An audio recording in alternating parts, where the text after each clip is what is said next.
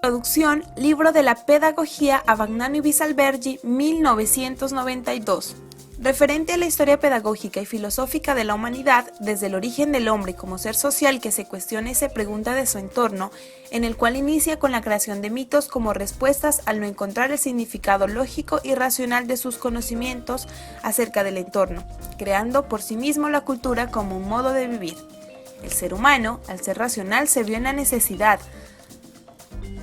de afianzar la cultura y transmitir a través del surgimiento del lenguaje. Esto a base de la permanencia. Lo fundamental de una cultura es que debe de ser aprendida y sobre todo transmitida de generación en generación. Asimismo, será flexible a la perfección para adaptarse a la necesidad del grupo. La forma más eficaz de transmitir la cultura es por medio del lenguaje. De el aprendizaje adulto-niño facilita la comprensión y el entendimiento. Desde su nacimiento, el ser humano inicia su aprendizaje por medio del lenguaje, con el fin de definir su condición humana. Educación en el Medio Oriente. Los sistemas de educación más antiguos conocidos tenían dos características comunes: enseñaban religión y mantenían las tradiciones del pueblo. En el antiguo Egipto, las escuelas de los templos enseñaban religión, pero también los principios de la escritura, ciencias, matemáticas y arquitectura. De forma muy semejante en la India, la mayor parte de la educación estaba en las manos de sacerdotes. La India fue la fuente del budismo, doctrina que enseñaba en sus instituciones a los niños chinos en edad escolar y que se extendió por la mayoría de los países de Oriente. La educación en la antigua China se centralizaba en la filosofía, la poesía y la religión, de acuerdo con las enseñanzas de Confucio y otros filósofos.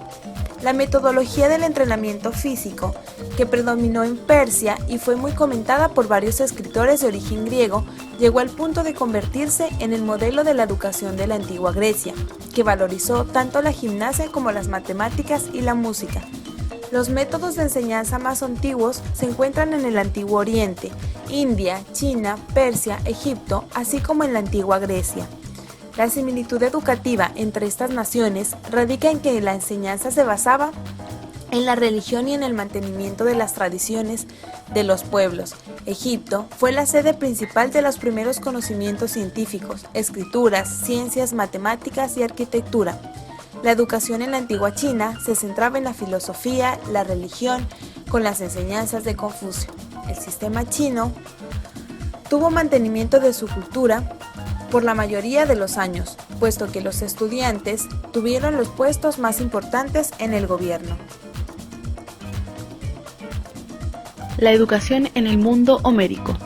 La civilización griega, la edad mesénica y la edad homérica. Los escribas son fundamentales transmisores de tradiciones en forma escrita, sea que colaboren con la clase sacerdotal o pertenezcan a ella.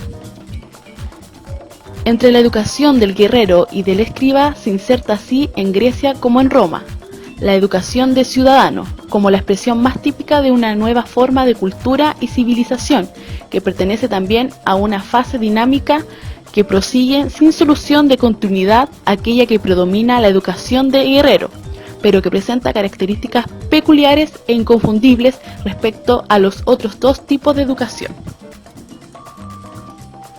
La educación homérica en la Ilíada. De todo esto resultan dos clases sociales: noble, constituida por guerreros e hijos de guerreros, y el pueblo de campesinos y artesanos. Pero la clase noble no se dedica al puro ejercicio de la fuerza bruta. Por un lado desenvuelve toda una actividad de consejos y asambleas, y por el otro se le presentan abundantes ocasiones de convivencias en la paz y en la guerra. La educación homérica en la Odisea. También la astucia y versatilidad de Ulises entraban con pleno derecho a formar parte del ideal educativo del guerrero. Más difícil es juzgar si también entraban con otras características de Ulises: la insaciable curiosidad y sed de conocer, la gran habilidad en el mentir, el sólido arriago que tenían en el efectos familiares. En la Odisea, por lo menos, se aprecia en el alto grado el trabajo productivo. Educación del ciudadano griego. La polis o ciudad-estado. Se sabe que en su determinación participó prominentemente una clase burocrática, constituida a merced al tráfico marítimo y para la cual la forma preponderante de riqueza consistía en bienes muebles, no agrarios como sucedía con la aristocracia tradicional. La clase plutocrática, independientemente del origen de cada individuo, comprobó en varias ocasiones la utilidad de apoyarse en las clases más modestas para combatir el monopolio político de la nobleza agraria tradicional.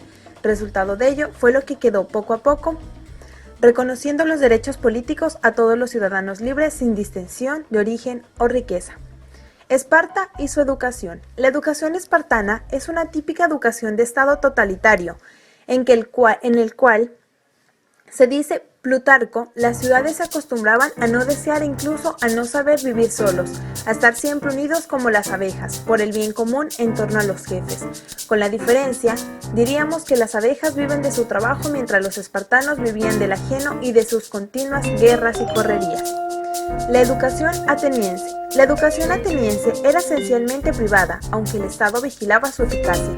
Según parece, desde muy antiguos, habían leyes por las cuales los padres tenían la obligación de hacer que se instruyeran a sus hijos en música y gimnasia, y por esto, la ley más reciente atribuía a regir a los muchachos a aprender el alfabeto y la natación, pero incluso así el cuadro de la educación ateniense no deja sitio a la educación profesional. En la práctica, esta se impartía mediante el aprendizaje de taller, pero el trabajo manual gozaba de escasa consideración, puesto que el ideal educativo era liberal y nada profesional.